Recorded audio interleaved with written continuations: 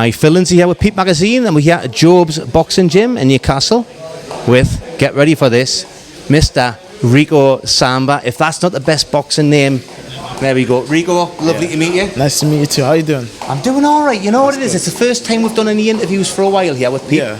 And it's great to come back to, obviously the last time we did any interviews, it was at Matt's old gym. Right. So obviously the first time we've been at the new gym, so lots of activity, lots of people here. I mean, the atmosphere is fantastic. It's great. It's absolutely great. You know, everyone's training hard, everyone's helping each other grow, so I'm happy being here. So you're going to be having your debut. Yeah. Hilton Hotel, exactly. December the 9th. You got the date. There you see.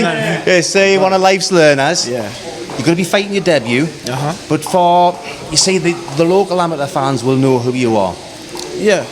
Now the fans, the armchair fans who follow the pro sports, they might not know you so well. So what is your story? What's your background? Who is Rico Samba? Well, as my name is, my proper name is Enrico. So I was born in Italy, lived there up till I was 7 years old. Then obviously some tragic events happened in my life, and then I moved to Africa. I went to Nigeria, I lived there for like 2 years, and then from then moved on to England here. So yeah, quite a bit of a journey. Yeah, as a young age. So I got here when I was like 2009, so 8 years old. So from then, again, as you could imagine, I was pimped up with anger, energy. So over the years, I was already boxing in the house. So I was a fighter before I was a boxer. And then yeah, my brother took me to my first boxing gym just up the road from where I lived, embark, Barry Norman. So it was a great gym. That's where I learned how to box. But they weren't taking anything like serious, so it was just training, no fights. Yeah. So I was spent many years in the gym. Then I went on to Wall's End, ABC. Yeah. And that was where basically I started my amateur career. But as a junior, and then as I told you later on, I kind of lost the passion because I couldn't get fights. The bouts were falling apart. Yeah. So I was like, you know what, I'd rather go play a sport that I could actually get games. Yeah. So I went and played rugby, but it wasn't the same like kind of feeling. So I came back to boxing because the itch was there. It's unique boxing. Yeah, it's just it's not discipline. For everybody. Nah, but at the same time, the reason why I like boxing so much, it's a sport that you can't blame anybody else. In football, rugby, any other team sports, something could go wrong, and let's say you're having an off day, you can then kind of rely on your partner. Yeah. But in boxing, nobody can fight you. Like nobody can come in and fight the fight for you. You have to be there for yourself. You know what I mean? So yeah, it's great. It's a great future of sport. Especially when you have that belief in yourself and you've got that determination, the investment, you'll take things on, you will have yourself prepared, because I always say when you, obviously I've never had a fight, but in terms of when you see people getting tired towards the end of fights, it's a very lonely place if you haven't put the investment in. Absolutely is. So that's why, we're training hard, but I'm prepared for the deep end, so I got it inside of me. I know that, I've done lots of sparring with some really good fighters, and you realize that, I got it inside of me that we can't go the distance.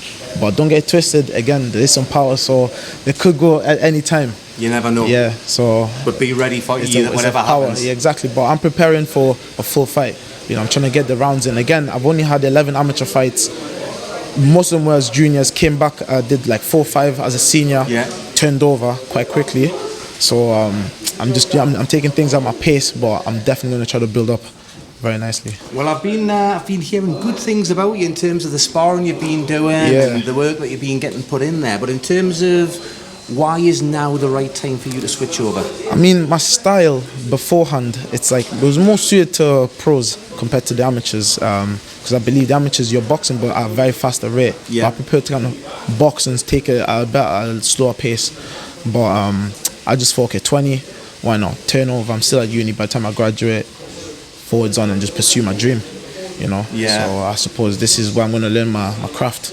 And you can, when you turn over at 20, 21, you can do it at your pace. Yeah, there's no need to hurry things along. But there's a plan set. Yeah. But I'm taking everything as a learning opportunity. Each round I do in the fights, that's what I'm learning. I'm taking away. So I'm not going to cut myself short and try to, do the highlight reels, knock people out, and then I'm trying to really understand my game. And then, as you can imagine, 3rd, 4th round, well, that's the thing. You see a lot of fighters going in there looking for the knockout. Yeah, and sometimes getting the knockouts, but yes, you learn in the camp, you learn all the things, but when you're fighting different styles, exactly. you want to win those rounds and make sure you master so you can beat those styles for when you come against later on in your career. Exactly right. So I suppose by not going for the knockout, it opens your opportunities and then you take your chances.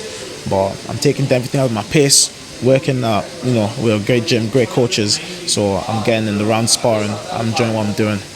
December 9th can't come any quicker. Yeah, I bet you. So what are you expecting, or what can the fans expect from you? Bear in mind, obviously, it's going to be a journey. Yeah. Your first fight, what are you aiming to do when you come out there for that first fight, your first pro fight? Do the business. It's a black tie event. Everyone's wearing the suits and ties. So I'm going inside, and doing the business. Are you going to steal the show? Absolutely. I mean, you'll see a great night of boxing. That's one thing I want to highlight is, yes, I can fight. If you want to go toe-to-toe, let's get it Mexican style. I can box on the back foot, but what I want to do is show a boxing clinic. So that's what I'm trying to put in. But you've got some Italian, you've got some African experience, and you've so, life experience as well as everything else. Yeah, so as you can imagine, as a young kid, getting into scraps in all over different parts of the world. Exactly, yeah. Now I'm in the paid ranks. I'm trying to do that globally. So my ambitions are wide, but again, I'm taking everything as a step. So, the ultimate in terms of ambition?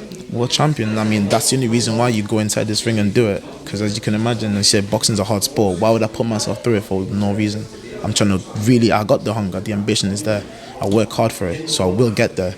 But I can't be naive and think it's going to be there 1 year.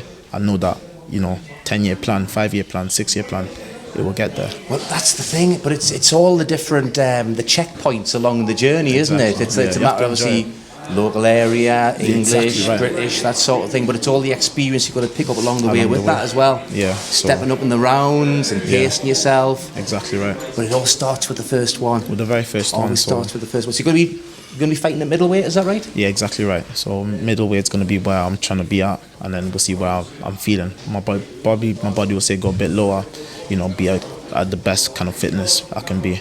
But yeah, I'm getting fitter. I'm enjoying the rounds. I'm enjoying running. So everything's going where it's supposed to be. Enjoying running?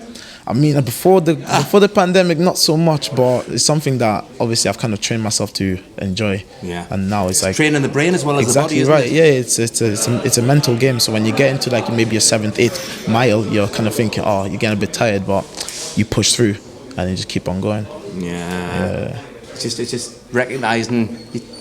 It's what you think, or what you thought used to feel like pain, but now it's just a sensation, isn't it? Yeah, absolutely right. So we've been doing this for a while now, and I'm ready for what's to come. So in terms of, are you selling tickets for the show? Yeah, I'm selling tickets. I mean, I think most tickets for this event is actually nearly sold out. So just a few reservations there. On to the next one. I think everyone can catch it live, probably here on peep-Magazine, live or recorded. Yeah. So 100%, that's something that a lot of people will be able to see. Well, every journey starts with the first step. Rico, nice to meet you. Fantastic. Cheers. Rico Samba, never forget that name. Never.